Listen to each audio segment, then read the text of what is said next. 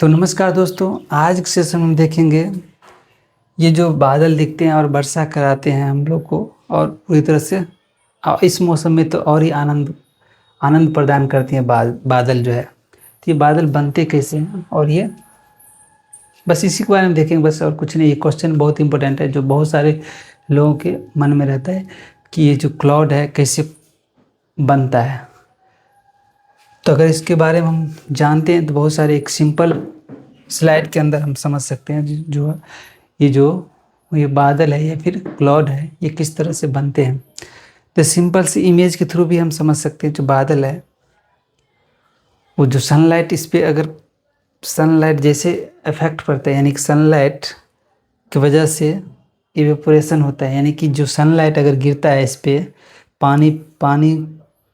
पानी के अंदर हो या फिर पेड़ पौधे, जितने भी पृथ्वी पर लिक्विड है, चाहे सॉइल ही क्यों न हो, उस पर भी अगर सनलाइट अगर गिरेगा तो वो ड्राई हो जाता है, यानी कि वहाँ से भी पानी का इवेपोरेशन होता है।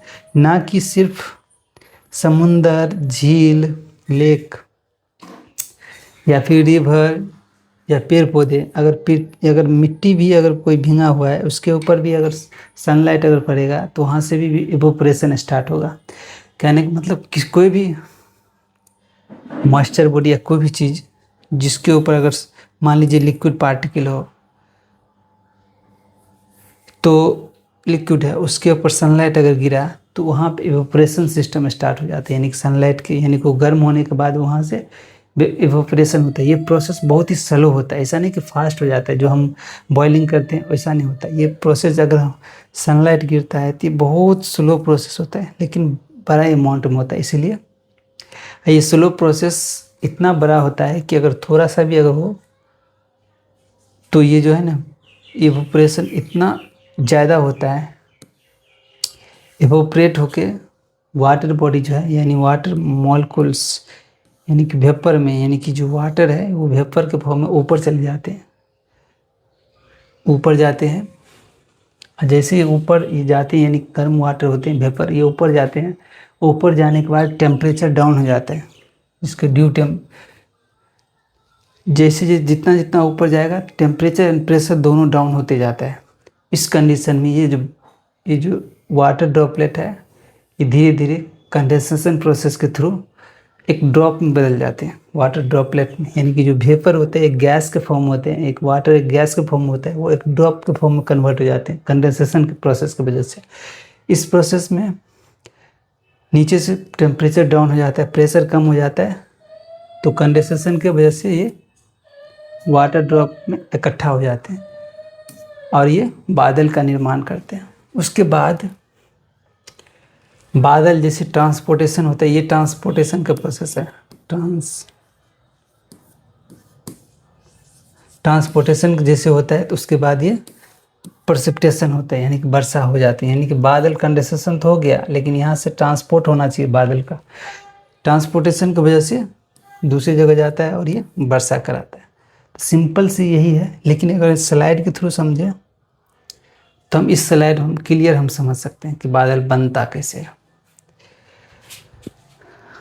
अगर हम देखें तो इस जगह पे सनलाइट से जो भी टेम्परेचर आता है, यानी कि रेडिएशन हो, टेम्परेचर हो, कुछ भी हो, हीट जो भी है, ये हीट पूरी तरह से सभी चीज़ पर पड़ता है। ये यानी कि पेड़ पौधे पर भी पड़ता है, तो वहाँ से भी जो ग्रीनी प्लांट उसके अंदर भी लिक्विड होता है, लिक्विड पार्टिकल इसके अंदर भी होता है, या फिर पेड़ पौधे जो भी है, वनस्पति पेड़ पौधे, उसमें भी लिक्विड होता है, सब पे पड़ता है। तो सब जगह से वाटर का इवेपोरेशन होता है, पानी से होता है, समुंदर, झील, नदी, नाला, तालाब, पेड़ पौधे, मिट्टी, जहाँ पे भी अगर वाटर मॉलिक्यूल है वहाँ पे भी इवेपोरेशन होगा, यानी कि सनलाइट वहाँ पर अगर गिरेगा तो, ठीक है, ये जो सनलाइट है गिरेगा, चाहे ये पेड़ पौधा हो इधर गिरे या फिर इधर गिरे, पहाड़ पर गिरे, अगर वहाँ पे भी वाटर ड्रॉप है तो वो भी इवेपोरेशन होगा।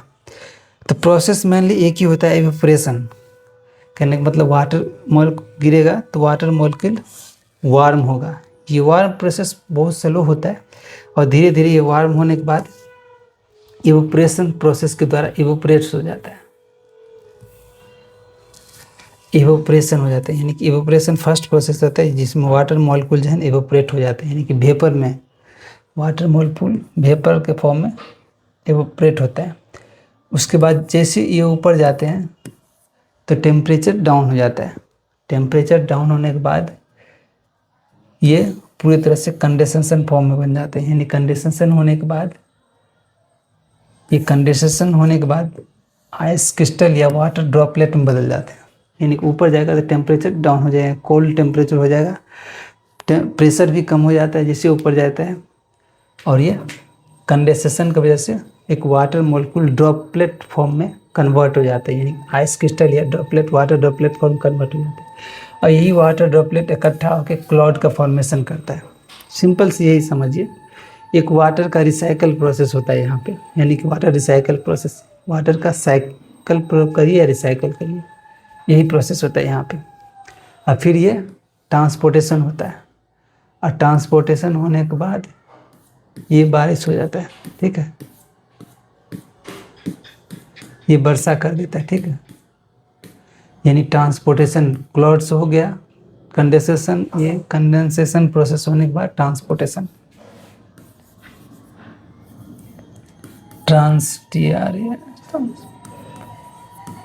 ट्रांसपोर्टेशन होता है। ट्रांसपोर्टेशन होने के बाद ये प्रेसिपिटेशन होता है। प्रेसिपिटेशन यानी कि वर्षा होता है। तो यही है, जनरली यही फॉर्म है कि क्लाउड यानी कि बादल कैसे बनते हैं, यही समझ सकते हैं। इस सिर्फ एक इमेज के थ्रू आप समझ सकते हैं कि बादल बनता है कैसे। इसके बाद मेरे पास कोई स्लाइड नहीं है। हाँ, यहाँ पे भी एक स्लाइड है, इसको हम समझते हैं। यहाँ पे भी वही चीज़ बताया गया है, यानी कि जो लिक्विड वाटर है, जैसे कि इस पर हीट, मान लीजिए सन देवता है, यहाँ से हीट आया। ठीक है, ये हीट जरूरी नहीं वाटर बॉडी पर हीट आया, वाटर बॉडी पर आ सकता है, पेड़ पौधे पर भी आ सकता है। ठीक है,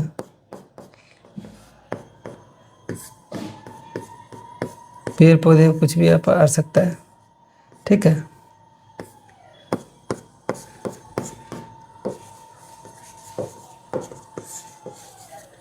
तो ये पेड़ पौधे पर भी आ सकता है, और वाटर बॉडी पर भी आ सकता है, या फिर सॉइल जो मिट्टी वाला उस पर भी आ सकता है। वही प्रोसेस है सन है। ये हीट गिरने के बाद टेम्परेचर यहाँ पे वाटर मॉलिक्यूल गर्म होने लगता है। वो गर्म होने के बाद इवेपोरेशन सिस्टम स्टार्ट हो जाता है। वहाँ पे वाटर एक मॉलिक्यूलर फॉर्म यानी कि गैस के फॉर्म में ऊपर जाते हैं। जैसे ऊपर जाएगा टेम्परेचर डाउन हो जाता है, और प्रेशर वो भी डाउन हो जाते हैं। टेम्परेचर और प्रेशर दोनों डाउन हो जाता है। टेम्परेचर प्रेशर डाउन होने के बाद कंडेंसेशन प्रोसेस हो जाता है, यानी कि जो ये वाटर मॉलिक्यूल है ये ड्रॉपलेट फॉर्म में हो जाते हैं, यानी वाटर ड्रॉपलेट में बदल जाते हैं। ये एक मॉलिक्यूल होता है, ये ड्रॉपलेट फॉर्म में कन्वर्ट हो जाते हैं। ठीक है,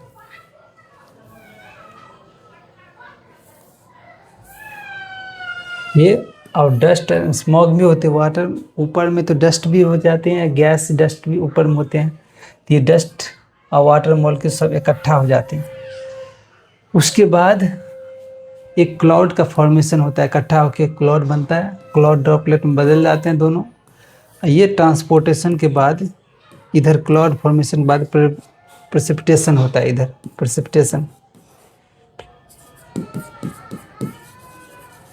प्रेसिपिटेशन होता है यहाँ। ठीक है, यहाँ पे वर्षा हो जाते हैं। सीधी सी समझिए, इतना ही।